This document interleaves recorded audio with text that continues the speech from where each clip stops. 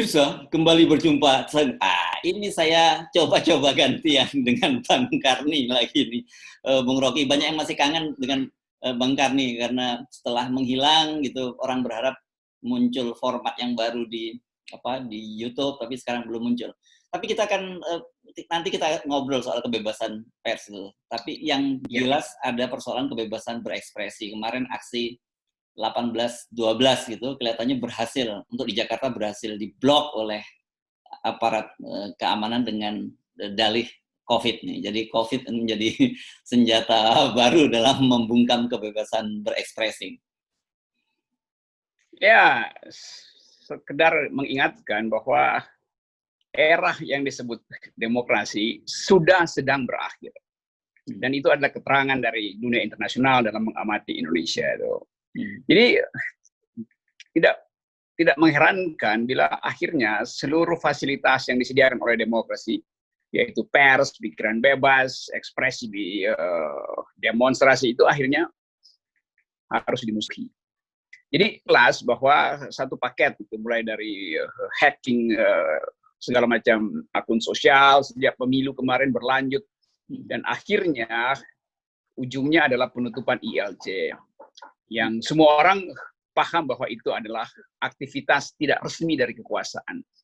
Itu menutup ILC. Kalau diresmikan pasti pers dunia heboh tuan. Tapi kita tahu logika dari kekuasaan itu tuh. Nah, itu sebetulnya yang sedang berlangsung, dan beberapa jurnalis yang juga dianggap kritis mulai dihalangi itu. Saudara Hersbeno Arif pasti ada dalam daftar pertama. Ya. Ini mumpung Anda singgung itu. Jadi kita perlu sampaikan juga pada para penonton Hersbeno Point gitu. Memang pagi ini, sejak pagi tadi itu ada pemberitahuan bahwa sudah tidak eksis akun saya gitu. Jadi katanya silakan kalau unsubscribe gitu. Diberitahu bahwa tidak tersedia tapi kita tadi udah cek, ternyata itu sebenarnya kelihatannya ada yang coba memblok begitu ya, Bung Rocky. Saya tidak tahu apa sebabnya, karena sebenarnya kan kita selalu memang walaupun kritis coba tetap berimbang. Itu hacker dungu itu, dia mau kerjain mereka yang kritis dengan lakukan semacam protokol di dalam algoritma digital. Tapi kan itu konyol. Masa dia mau tutup pengguna internet sekarang itu kira-kira 190 juta pengguna internet. Jadi udah hampir 200 juta. Itu artinya mesti ada kira-kira 200 juta hacker itu buat lakukan itu. Karena setiap akun kan harus diawasi kalau begitu kan. Ya. Itu absurd. Itu minta tolong Dedemit juga nggak mampu tuh. Tuyul akan nyerah kalau diminta tolong sama hacker-hacker istana ini. Yeah. Jadi kemacetan politik kita justru disebabkan karena hacker berupaya terus. Presiden terus menghimbau pakai internet dengan bermutu. Oh iya, itu artinya biarkan perdebatan publik berlangsung di dunia digital. Bukan berarti internet bermutu maka hacker beroperasi untuk membatalkan percakapan-percakapan itu. Itulah kedunguan, Pak. Iya saya udah pakai lagi istilah kedunguan ya. Itu kekonyolannya begitu. Kemarin Anda kemarin katanya pakai kata norak, bukan dungu lagi begitu. Saya suka lupa. Ya norak lah, ini hacker norak itu kan. Orang Jakarta lu bilang kampungan banget sih lu. Gitu. Iya, asik tuh. Padahal orang kampung sekarang pakai internet. Jadi memang betul-betul ini kampungan. Masa fasilitas yang sampai ke kampung-kampung kecil mau ditutup oleh atau mau dijegal oleh hacker, ini kan hacker norak. Kalau orang ngomongin kampungan lo itu berarti bukan menistakan orang kampung gitu kan? Itu sebenarnya lebih pada konotasi yang buruk gitu, perilaku yang buruk gitu ya. Iya, itu bahkan sekarang itu orang kampung itu pinter karena bisa mengorganisir diri untuk kasih simbol perlawanan borgol di 212. Orang kampung mengakses Hersbeno Point, orang kampung melihat seluruh reaksi kekuasaan dan mulai geleng-geleng kepala. Jadi kecerdasan publik itu justru ada di pelosok-pelosok. Nah, hacker-hacker ini nggak ngerti itu. Maka kita bilang dia kampungan, bukan kampung tapi kampungan itu. Jadi bagian buruk dari cara kita untuk ngeledek mereka tuh. Ya. Saya sedikit Hacker kota. Sebelum melanjutin, saya mau curcol sedikit ini. Jadi bagi Anda yang sempat subscriber Harus Novain, jadi tetap bisa mengakses gitu. Anda bisa tetap menonton, tetap juga bisa menyarankan teman-teman untuk subscribe gitu. Karena ya ternyata memang hanya dicoba di hack gitu, tapi sejauh ini insya Allah aman. Oke, kita lanjutkan. Dan Anda tadi sampai pada kesimpulan bahwa demokrasi kita ini memang dalam ancaman yang serius ya saat ini, atau sudah mati demokrasi kita? Saya kira udah mati, sebab Presiden udah ucapkan itu kemarin, bahwa negara tidak boleh kalah. Jadi itu pikiran negara, istilah negara tidak boleh kalah itu yang diucapkan oleh Louis XIV dulu di Prancis, l'état chez moi itu. Lalu kemudian Hitler lakukan hal yang sama. Jadi bagaimana mungkin Presiden Jokowi memutuskan bahwa negara tidak boleh kalah itu? Yang mesti dikalahkan siapa? Rakyat gitu. Karena ini pikiran buruk, nggak ngerti bahwa negara hukum itu dibuat untuk mengawasi kekuasaan negara, kekuasaan kepala negara, bukan kepala negara yang minta supaya negara nggak boleh kalah. Itu artinya pengadilan belum dimulai, tapi Presiden udah bilang kami mesti menang ya, negara harus menang. Jadi itu penghinaan terhadap sistem pengadilan kita sebetulnya. Apa namanya tuh? Contempt of judicial power. Presiden bisa diimpeach itu karena mengintervensi pengadilan. Kan pesan itu kan nyampe ke hakim-hakim kan, apalagi hakim ke Mahkamah Konstitusi segala macam. Wah nanti kalau Habib Rizik diadili negara tidak boleh kalah. Karena itu pesannya kan, bagaimana?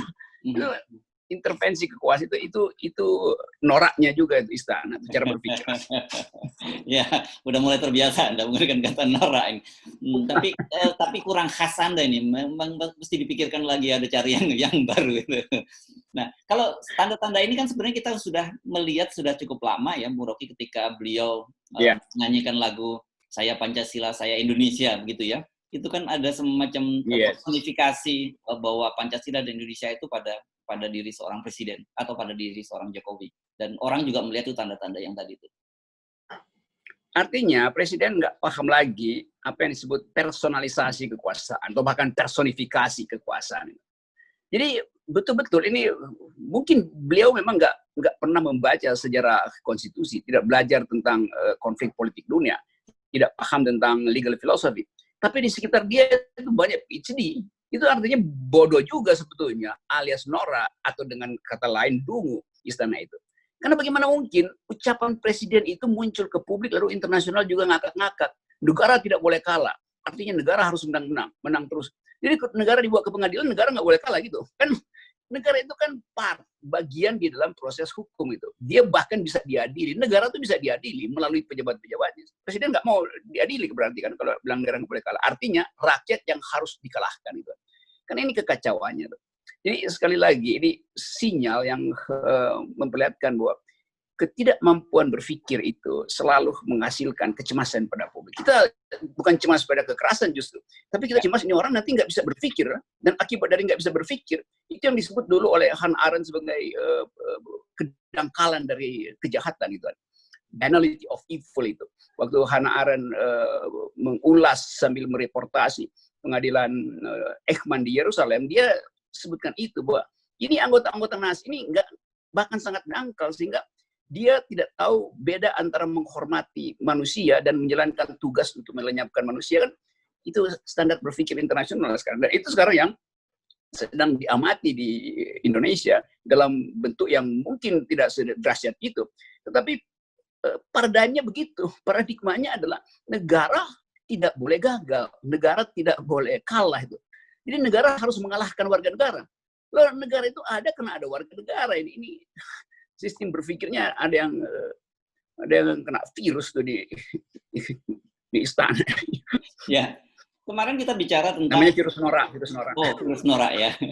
Kita kemarin bicara tentang upaya polisi menghadang para pengunjuk rasa ini kan, dan kemudian memang berhasil bisa menciptakan alarm palsu gitu ya ke istana, dalam hal ini kepada presiden, karena presiden kemudian merasa melihat sesuatunya baik-baik saja, bahwa situasi stabil, masyarakat puas dengan pemerintahannya, dan kemudian tidak ada orang unjuk rasa. Buktinya kemarin tidak ada, kecil lah kalau ada unjuk rasa di dekat istana. Itulah presiden juga nggak paham bahwa Undang-Undang nomor 13, Undang-Undang nomor 9 tahun 98, pasal 13 mengatakan tugas polisi adalah melindungi pengunjuk rasa, melindungi demonstran, bukan menghalangi. Verbatimnya begitu undang-undang itu. Karena pelajaran dari reformasi, nggak boleh unjuk rasa, maka kita paksa supaya ada perlindungan terhadap pengunjuk rasa. Karena itulah pandangan pertama dari demokrasi adalah ada unjuk rasa. Jadi tidak boleh dihalangi, apalagi dihadang. Nanti presiden senang gitu. Dan dia dapat informasi palsu. Lalu internasional catat, ini presiden nggak paham juga nih. Bahwa demonstrasi itu adalah hak dasar di dalam demokrasi. Karena itu pendemo itu harus dilindungi, bukan dihalangi. Ini benar-benar absurd betul nih. Sama seperti absurdnya hacker yang mencoba menghack Harris Point, itu kan ngaco tuh. Ya, hari ini di media sosial beredar, tapi perlu diklarifikasi berkaitan perhatian di dunia internasional. Ada gambar perempuan bule, sebelumnya di depannya ada seorang lelaki bule pakai jas, di belakangnya ada perempuan bule masuk ke sekretariat atau ke markas FPI di Petamburan, dan disebutkan itu katanya dari kedutaan besar Jerman. Kalau memang betul, itu sangat menarik perkembangannya, Bung Rocky. Saya kira iya, seluruh pengamat internasional, hak asasi manusia terutama, kebebasan pers, dan komunitas-komunitas yang membela civil liberties itu ada di Jakarta sekarang. Karena ini Jakarta bukan sekedar jadi pusat riset akademis, mereka yang bikin disertasi, tapi pusat kecemasan dunia tentang masa depan demokrasi. Itu yang saya dengar dari teman-teman di luar negeri, para pengamat asing segala macam, yang menghubungi saya dan minta keterangan. Jadi sebetulnya mereka ada di sini, ada menyaksikan dengan mata kepala sendiri bagaimana memburuknya demokrasi di era Presiden Jokowi itu. Itu yang harusnya diucapkan oleh buser-buser istana supaya Presiden ngerti sedikit, nggak kata di bawah tempurung pengetahuan istana itu, nggak ngerti bahwa kita diamati oleh dunia internasional. Ini soalnya karena ini problem dunia.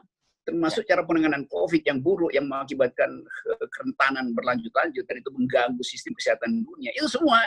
Jadi kita ada mikroskop dunia yang sedang mengamati Indonesia, dan Indonesia dinyatakan sebagai bakteri dalam demokrasi. Kan itu bahaya betul kan, dan memalukan sekali. Wah, ini menarik, ini bakteri dalam demokrasi. Nah, makanya itu saya juga menyampaikan bahwa sebenarnya tugas media itu kan bagaimanapun salah satu indikator sebuah negara demokratis itu ketika kebebasan persnya terjamin begitu ya. Dan tugas kita itu memang bersikap kritis terhadap pemerintahan, kita bukan sebagai pelayan atau humas pemerintah, tapi kita justru mengambil peran oposisi. Apalagi di Indonesia saat ini kan oposisi sangat lemah. Ya itu yang sering dikatakan, dianggap ya pers harus netral dong. Dari mana ada doktrin pers netral? Pers adalah bebas, jadi dia bisa memilih sudut pandangnya, bukan netral. Ini ngaco semua kan. Jadi dianggap pers harus netral dong. Artinya apa? Jangan bikin investigasi. Lalu bagaimana? Pers nggak bisa dengar satu versi dari negara, karena itu pers dari awal punya niat untuk membela hak publik. Karena itu pers itu adalah watchdog dari kekuasaan, karena itu disebut sebagai pilar kelima, pilar keempat dari demokrasi. Jadi nggak bisa diatur-atur pers itu. Kalau dia bersalah ya anggap aja ada delik pers, kan selesai kan. Bukan mengatakan kami berharap pers supaya memperhatikan keamanan segala macam. Kalau justru pers lagi mempersoalkan cara kekuasaan mewujudkan politik keamanan yang obsesif dan abusif terhadap hak asasi manusia. Itu tugas pertama pers. Ini juga benar-benar udah kacau tuh.